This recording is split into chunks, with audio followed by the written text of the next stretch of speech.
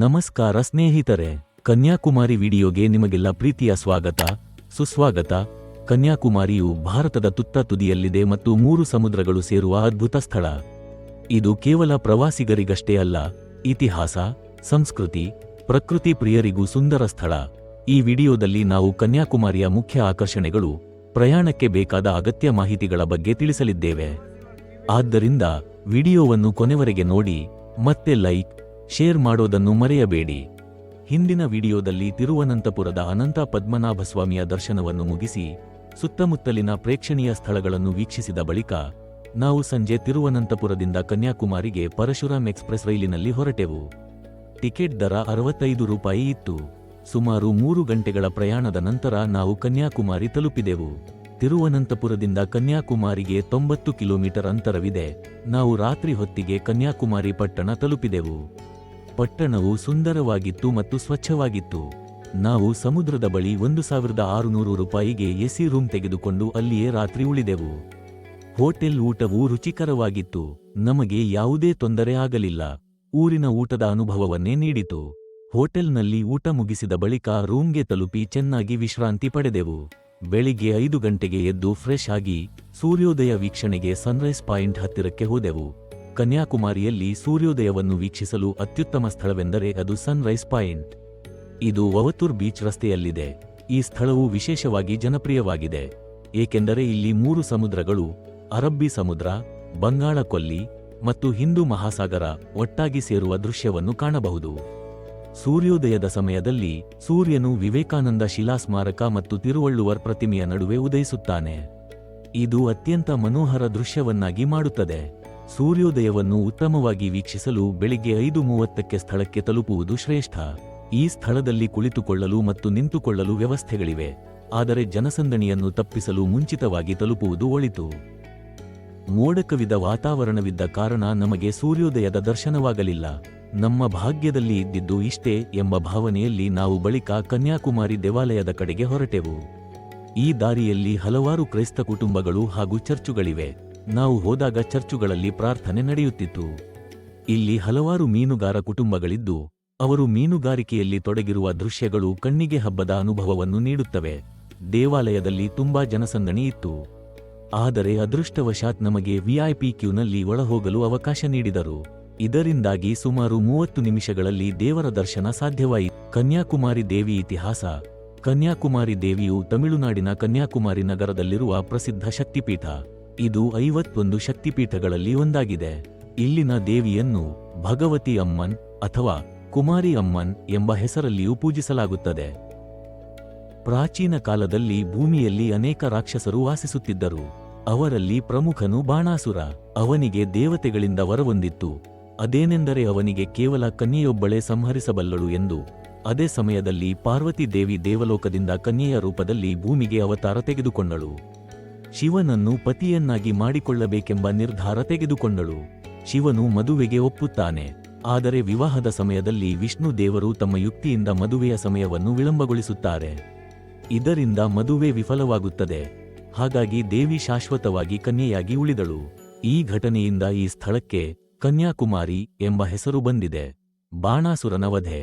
ಬಾಣಾಸುರನು ದೇವಿಯನ್ನು ಮದುವೆಯಾಗಲು ಪ್ರಯತ್ನಿಸುತ್ತಾನೆ, ಆದರೆ ದೇವಿಯು ಲೋಕ ಕಲ್ಯಾಣಕ್ಕಾಗಿ ಅವನ ಜೊತೆ ಯುದ್ಧ ಮಾಡುತ್ತಾಳೆ ಮತ್ತು ಅವನನ್ನು ಸಂಹರಿಸುತ್ತಾಳೆ.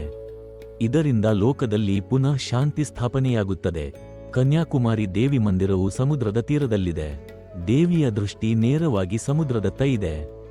ನಂತರ ಸುಮಾರು ಬೆಳಗ್ಗೆ 9 ಗಂಟೆಗೆ ನಾವು ವಿವೇಕಾನಂದ ಸ್ಟ್ಯಾಚ್ಯೂ ವೀಕ್ಷಿಸಲು ಬೋಟಿಂಗ್ ಸೇವೆಯ ಕ್ಯೂನಲ್ಲಿ ನಿಂತೆವು. ಆದರೆ ಕ್ಯೂ ಅನುಭವ ಮಾತ್ರ ಬಹಳ ಬೇಸರ ತಂದಿತು. ಕ್ಯೂ ವ್ಯವಸ್ಥೆಯ ಅನುಭವವು ಅತ್ಯಂತ ಕಠಿಣವಾಗಿತ್ತು.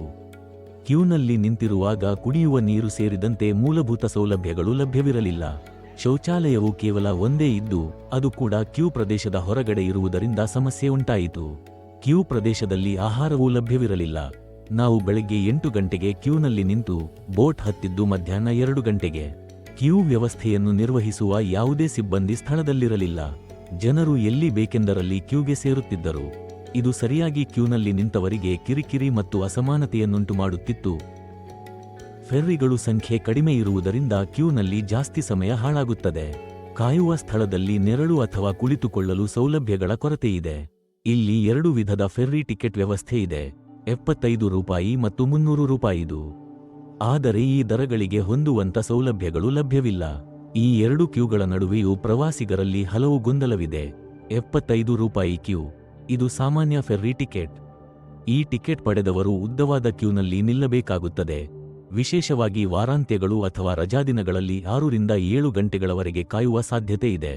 300 ರೂಪಾಯಿ ಸ್ಪೆಷಲ್ ಕ್ಯೂ, ವಿಶೇಷ ಪ್ರವೇಶ. ಇದು ವೇಗದ ಪ್ರವೇಶ ಅಥವಾ ವಿಐಪಿ ಫೆರ್ರಿ ಟಿಕೆಟ್. ಈ ಟಿಕೆಟ್ ಪಡೆದವರಿಗೆ ಬಹಳ ಕಡಿಮೆ ಕ್ಯೂ ಅಥವಾ ಕೆಲವೊಮ್ಮೆ ಕಾಯುವ ಅವಶ್ಯಕತೆಯೇ ಇರುವುದಿಲ್ಲ.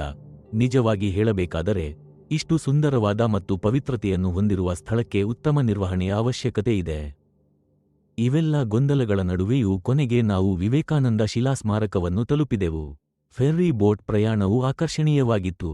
ಇಲ್ಲಿ ಸಮುದ್ರದ ವೀಕ್ಷಣೆಯು ಕಣ್ಣಿಗೆ ಒಂದು ರೀತಿಯ ಹಬ್ಬದ ಅನುಭವವನ್ನು ನೀಡುತ್ತಿತ್ತು.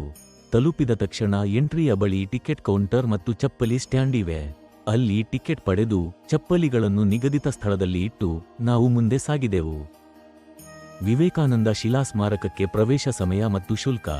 ಮೊದಲ ಬೋಟ್ ಬೆಳಿಗ್ಗೆ 8:30ಕ್ಕೆ ಆರಂಭವಾಗುತ್ತದೆ. ಟಿಕೆಟ್ ಕೌಂಟರ್ ಬೆಳಿಗ್ಗೆ 8 ಗಂಟೆಗೆ ತೆರೆಯಲಾಗುತ್ತದೆ. ಕೊನೆಯ ಬೋಟ್ ಸಂಜೆ 4 ಗಂಟೆಗೆ ಸಾಗುತ್ತದೆ. ಇಲ್ಲಿ ರಾತ್ರಿ ಪ್ರವೇಶವಿಲ್ಲ, ಕೇವಲ ನಿರ್ವಹಣಾ ಸಿಬ್ಬಂದಿಗೆ ಮಾತ್ರ ಉಳಿಯಲು ಅನುಮತಿ ನೀಡಲಾಗುತ್ತದೆ. ನಾವು ಇಲ್ಲಿ ಸುಮಾರು 2 ಗಂಟೆಗಳ ಕಾಲ ಸಮಯ ಕಳೆದೆವು. ಇಲ್ಲಿನ ವಾತಾವರಣ ಮನಸ್ಸಿಗೆ ಮುದವನ್ನು ನೀಡುತ್ತಿತ್ತು ಮತ್ತು ಇನ್ನೂ ಹೆಚ್ಚು ಸಮಯ ಕಳೆಯಲು ಮನಸ್ಸು ಇಚ್ಛಿಸುತ್ತಿತ್ತು. ವಿವೇಕಾನಂದ ಶಿಲಾ ಸ್ಮಾರಕ. ಈ ಸ್ಮಾರಕವು ಆಧ್ಯಾತ್ಮಿಕ ನಾಯಕ ಹಾಗೂ ರಾಷ್ಟ್ರಭಕ್ತ ಸ್ವಾಮಿ ವಿವೇಕಾನಂದರನ್ನು ಗೌರವಿಸಲು ನಿರ್ಮಿಸಲಾಯಿತು. ಈ ಶಿಲೆಯಲ್ಲಿ ಸ್ವಾಮಿ ವಿವೇಕಾನಂದರು 2 ದಿನಗಳ ಕಾಲ ಧ್ಯಾನ ಮಾಡಿದರೆಂಬ ನಂಬಿಕೆ ಇದೆ. ಈ ನಂಬಿಕೆಯನ್ನು ಆಧಾರವಾಗಿ ಪಡೆದು ರಾಮಕೃಷ್ಣ ಮಠದ ಪ್ರಯತ್ನದಿಂದ ಈ ಸ್ಮಾರಕವನ್ನು 1970ರಲ್ಲಿ ನಿರ್ಮಿಸಲಾಯಿತು. ಅಲ್ಲಿ ವಿವೇಕಾನಂದರ ಪ್ರತಿಮೆ, ಸ್ಟ್ಯಾಚ್ಯೂ ಇದೆ. ಅದರ ಹಿಂದಿನ ಭಾಗದಲ್ಲಿ ಧ್ಯಾನ ಮಂದಿರವಿದೆ. ನಾವು ಅಲ್ಲಿ ಸುಮಾರು 30 ನಿಮಿಷ ಧ್ಯಾನ ಮಾಡಿ ಹೊರಗೆ ಬಂದು ಸಮುದ್ರದ ಸುಂದರ ನೋಟವನ್ನು ಆನಂದಿಸಿದೆವು. ಇಲ್ಲಿ ವಿವೇಕಾನಂದರ ಕುರಿತಾದ ಪುಸ್ತಕಗಳು ಲಭ್ಯವಿರುವ ಮಳಿಗೆ ಕೂಡ ಇದೆ. ಇಲ್ಲಿ ಪ್ರವಾಸಕ್ಕೆ ಬರುವ ಪ್ರತಿಯೊಬ್ಬರೂ ಧ್ಯಾನ ಮಂದಿರಕ್ಕೆ ಹೋಗಿ ಕೆಲ ಕಾಲ ಧ್ಯಾನ ಮಾಡುವ ಪ್ರವೃತ್ತಿ ಇದೆ.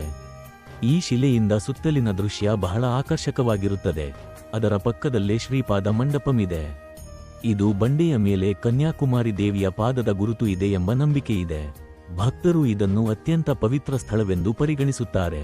ಇದು ಭಕ್ತರಿಗೆ ಆಧ್ಯಾತ್ಮಿಕ ಶಾಂತಿ ಮತ್ತು ತೃಪ್ತಿಯನ್ನು ನೀಡುವ ಸ್ಥಳವಾಗಿದೆ. ನಾವು ಅಲ್ಲಿ ಕೆಲ ಕಾಲ ಮೌನದಲ್ಲಿ ಕುಳಿತು ಧ್ಯಾನ ಮಾಡಿದೆವು. ಇದರ ಹೊರ ಆವರಣದಲ್ಲಿ ಧ್ಯಾನ ಮಾಡಲು ಉತ್ತಮ ಪರಿಸರವಿದೆ. ತಂಪಾದ ಗಾಳಿ ಮನಸ್ಸಿಗೆ ಆಹ್ಲಾದವನ್ನು ನೀಡುತ್ತದೆ. ನಂತರ ಈ ಪ್ರದೇಶದ ಇನ್ನೊಂದು ಪ್ರಮುಖ ಆಕರ್ಷಣೆಯಾದ ಗ್ಲಾಸ್ ಬ್ರಿಡ್ಜ್ ನೋಡಲು ನಾವು ಹೊರಟೆವು. ಇದು ಭಾರತದ ಮೊತ್ತಮೊದಲ ಸಮುದ್ರದ ಮೇಲಿರುವ ಗ್ಲಾಸ್ ಸೇತುವೆಯಾಗಿದ್ದು, ವಿವೇಕಾನಂದ ಶಿಲಾ ಸ್ಮಾರಕ ಮತ್ತು 133 ಅಡಿ ಎತ್ತರದ ತಿರುವಳ್ಳುವರ್ ಪ್ರತಿಮೆಯನ್ನು ಸಂಪರ್ಕಿಸುತ್ತದೆ. ಈ ಸೇತುವೆಯನ್ನು 2024ರ ಡಿಸೆಂಬರ್ 30ರಂದು ತಮಿಳುನಾಡಿನ ಮುಖ್ಯಮಂತ್ರಿ ಎಂ.ಕೆ. ಸ್ಟಾಲಿನ್ ಅವರು ಉದ್ಘಾಟಿಸಿದರು. ಗ್ಲಾಸ್ ಸೇತುವೆಯ ಪ್ರಮುಖ ವೈಶಿಷ್ಟ್ಯಗಳು: ಸೇತುವೆಯು 77 ಮೀಟರ್ ಉದ್ದ ಮತ್ತು 10 ಮೀಟರ್ ಅಗಲ ಹೊಂದಿದೆ. ಇದು ಬೋಸ್ಟ್ರಿಂಗ್ ಆರ್ಚ್ ವಿನ್ಯಾಸದಿಂದ ಗ್ಲಾಸ್ ಫೈಬರ್ ಬಳಸಿ ನಿರ್ಮಿಸಲಾಗಿದೆ. ಈ ಗ್ಲಾಸ್ ಸೇತುವೆಯನ್ನು ಸುಮಾರು 37 ಕೋಟಿಯ ವೆಚ್ಚದಲ್ಲಿ ನಿರ್ಮಿಸಲಾಗಿದೆ. ಈ ಗ್ಲಾಸ್ ಸೇತುವೆ ಸಮುದ್ರದ ಸೌಂದರ್ಯವನ್ನು ನೇರವಾಗಿ ಅನುಭವಿಸಲು ಪ್ರವಾಸಿಗರಿಗೆ ವಿಶಿಷ್ಟ ಅವಕಾಶವನ್ನು ನೀಡುತ್ತಿದೆ. ತಮಿಳುನಾಡಿನ ಪ್ರವಾಸೋದ್ಯಮವನ್ನು ಉತ್ತೇಜಿಸಲು ಈ ಸೇತುವೆ ನಿರ್ಮಿಸಲಾಗಿದ್ದು, ಇದು ಕನ್ಯಾಕುಮಾರಿಗೆ ಹೊಸ ಆಕರ್ಷಣೆಯಾಗಿ ಮಾರ್ಪಟ್ಟಿದೆ. ಇಲ್ಲಿನ ಇನ್ನೊಂದು ಪ್ರಮುಖ ಆಕರ್ಷಣೆಯೆಂದರೆ ತಿರುವಳ್ಳುವರ್ ಪ್ರತಿಮೆ. ವಿವೇಕಾನಂದ ಶಿಲಾ ಸ್ಮಾರಕದ ಪಕ್ಕದಲ್ಲಿರುವ ಶಿಲೆಯ ಮೇಲೆ ಈ ಪ್ರತಿಮೆ ಸ್ಥಾಪಿಸಲಾಗಿದೆ. ಇದು 133 ಅಡಿ ಎತ್ತರದ ಪ್ರತಿಮೆವಾಗಿದ್ದು, ಪ್ರಸಿದ್ಧ ತಮಿಳು ಕವಿ ಮತ್ತು ತತ್ವಜ್ಞ ತಿರುವಳ್ಳುವರನ್ನು ಗೌರವಿಸಲು ನಿರ್ಮಿಸಲಾಯಿತು. ಪ್ರತಿಮೆಯೊಳಗೆ ಪ್ರವೇಶಿಸಲು ಮೆಟ್ಟಿಲುಗಳ ವ್ಯವಸ್ಥೆ ಇರುತ್ತದೆ ಮತ್ತು ಪ್ರವಾಸಿಗರಿಗೆ ಪ್ರತಿಮೆಯ ಪಾದಭಾಗದವರೆಗೂ ಹೋಗಲು ಅನುಮತಿಯಿದೆ. ಅಲ್ಲಿಂದ ಸಮುದ್ರದ ನೋಟವನ್ನು ನೋಡುವುದು ಕಣ್ಣುಗಳಿಗೆ ಹಬ್ಬವೇ ಸರಿ. ಎಷ್ಟು ನೋಡಿದರೂ ತೃಪ್ತಿಯಾಗದು. ಈ ಪ್ರತಿಮೆಯನ್ನು 2000ರ ಜನವರಿ 1ರಂದು ಅಂದಿನ ತಮಿಳುನಾಡಿನ ಮುಖ್ಯಮಂತ್ರಿ ಎಂ. ಕರುಣಾನಿಧಿ ಅವರು ಸಾರ್ವಜನಿಕರಿಗೆ ಅರ್ಪಿಸಿದರು. ವಿವೇಕಾನಂದ ಶಿಲಾ ಸ್ಮಾರಕದಂತೆ ತಿರುವಳ್ಳುವರ್ ಪ್ರತಿಮೆಯೂ ಸಹ ಪ್ರತಿ ವರ್ಷ ಲಕ್ಷಾಂತರ ಪ್ರವಾಸಿಗರನ್ನು ಆಕರ್ಷಿಸುತ್ತಿದೆ ಮತ್ತು ತಮಿಳುನಾಡು ಪ್ರವಾಸದಲ್ಲಿ ತಪ್ಪದೆ ಭೇಟಿ ನೀಡಬೇಕಾದ ಪ್ರಮುಖ ಸ್ಥಳಗಳಲ್ಲೊಂದು. ಕೊನೆಯದಾಗಿ ನಾವು ಕನ್ಯಾಕುಮಾರಿ ಬೀಚ್ಗೆ ಬಂದೆವು. ಈ ಬೀಚ್ ಸೂರ್ಯೋದಯ ಮತ್ತು ಸೂರ್ಯಾಸ್ತಕ್ಕಾಗಿ ಪ್ರಸಿದ್ಧವಾಗಿದೆ. ಕನ್ಯಾಕುಮಾರಿ ಬೀಚ್ನಲ್ಲಿ ಹಿಂದೂ ಮಹಾಸಾಗರ, ಬಂಗಾಳ ಕೊಲ್ಲಿ ಮತ್ತು ಅರಬ್ಬಿ ಸಮುದ್ರದ ಸಂಗಮದ ಅದ್ಭುತ ನೋಟವನ್ನು ಕಾಣಬಹುದು. ಈ ಸಂಗಮವನ್ನು ಪವಿತ್ರವೆಂದು ಭಾವಿಸಲಾಗುತ್ತದೆ ಮತ್ತು ತ್ರಿವೇಣಿ ಸಂಗಮ ಎಂಬ ಹೆಸರಿನಿಂದ ಪ್ರಸಿದ್ಧವಾಗಿದೆ. ಕನ್ಯಾಕುಮಾರಿಯು ಒಂದು ಅದ್ಭುತವಾದ ಸ್ಥಳವಾಗಿದೆ, ಯಾಕೆಂದರೆ ಇಲ್ಲಿ ಮಕ್ಕಳು ಮತ್ತು ಪ್ರಕೃತಿ ಪ್ರೇಮಿಗಳಿಗಾಗಿ ಹಲವಾರು ಬೀಚ್ ಚಟುವಟಿಕೆಗಳಿವೆ. ಇತಿಹಾಸ ಆಸಕ್ತರಿಗಾಗಿ ವಿವೇಕಾನಂದ ಶಿಲಾ ಸ್ಮಾರಕ ಮತ್ತು ತಿರುವಳ್ಳುವರ್ ಪ್ರತಿಮೆ, ಹಾಗೂ ಆಧ್ಯಾತ್ಮಿಕ ಸ್ಥಳಗಳನ್ನು ಇಚ್ಛಿಸುವವರಿಗೆ ಕುಮಾರಿ ಅಮ್ಮನ್ ದೇವಾಲಯವಿದೆ ಮತ್ತು ಹಲವಾರು ಚರ್ಚ್ಗಳಿವೆ. ಇವೆಲ್ಲ ಒಂದೇ ಸ್ಥಳದಲ್ಲಿ ದೊರೆಯುತ್ತವೆ. ನೀವು ಈ ವಿಡಿಯೋವನ್ನು ಇಷ್ಟಪಟ್ಟಿದ್ದರೆ ಲೈಕ್ ಮಾಡಿ, ಶೇರ್ ಮಾಡಿ ಮತ್ತು ಇಂತಹ ಇನ್ನಷ್ಟು ಪ್ರಯಾಣದ ವಿಡಿಯೋಗಳನ್ನು ನೋಡಲು ನಮ್ಮ ಚಾನೆಲ್ಗೆ ಸಬ್ಸ್ಕ್ರೈಬ್ ಮಾಡಿ. ಮತ್ತೆ ಮುಂದಿನ ಟ್ರಾವೆಲ್ ವಿಡಿಯೋದಲ್ಲಿ ಭೇಟಿಯಾಗೋಣ. ಧನ್ಯವಾದಗಳು.